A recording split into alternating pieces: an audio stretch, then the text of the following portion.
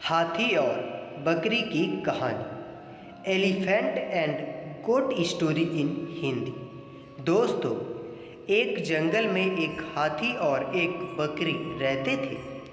दोनों बहुत पक्के दोस्त थे। दोनों साथ में मिलकर हर दिन खाने की तलाश करते और साथ में ही खाते थे। एक दिन दोनों खाने की तलाश में अपने जंगल से बहुत दूर निकल गए। वहाँ उन्हें एक तालाब दिखाई दिया। उसी तालाब के किनारे एक बैर का पेड़ था। बैर का पेड़ देखकर हाथी और बकरी बहुत खुश हुए। वह दोनों बैर के पेड़ के पास गए। फिर हाथी ने अपनी सूंड से बैर के पेड़ को जोर से हिलाया और जमीन पर ढेर सारे पके हुए बैर गिरने लगे। बकरी जल्दी जल्दी गिरे हुए बैरों को इकट्ठा करने लगी।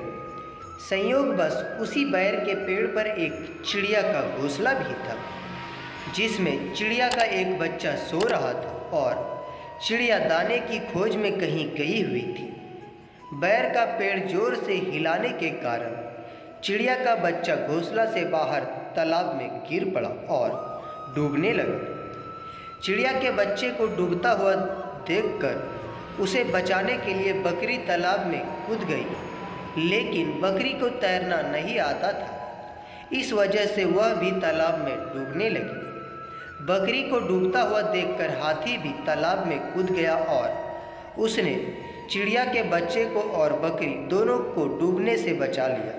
इतने में चिड़िया भी वहाँ पर आ गई थी और वह अपने बच्चे को सही सलामत देखकर बहुत खुश हुई।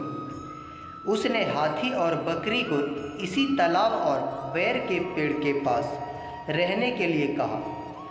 तब से हाथी और बकरी भी चिड़िया के साथ ही उसी बैर के पेड़ के नीचे रहने लगे। कुछ ही दिनों में चिड़िया का बच्चा बड़ा हो गया। चिड़िया अपने बच्चे के साथ जंगल में घूमकर आती थी और हाथी और बकरी को जंगल में किस पेड़ पर फल लगे हैं इसकी जानकारी देती थी। इस तरह हाथी, बकरी और चिड़िया मज़े में रहते और खाते पीते थे। शिक्षा। तो दोस्तों, हमें इस कहानी से ये सीख मिलती है कि हमें किसी का बुरा नहीं करनी चाहिए। अगर हमारी गलती से किसी को परेशानी होती है तो उस गलती को सुधारना चाहिए और मन मुटाव दूर करते हुए एक दूसरे की मदद करनी चाहिए। तो दोस्तों, मुझे उम्मीद है कि आप सभी को आज का यह कहानी बहुत पसंद आया होगा।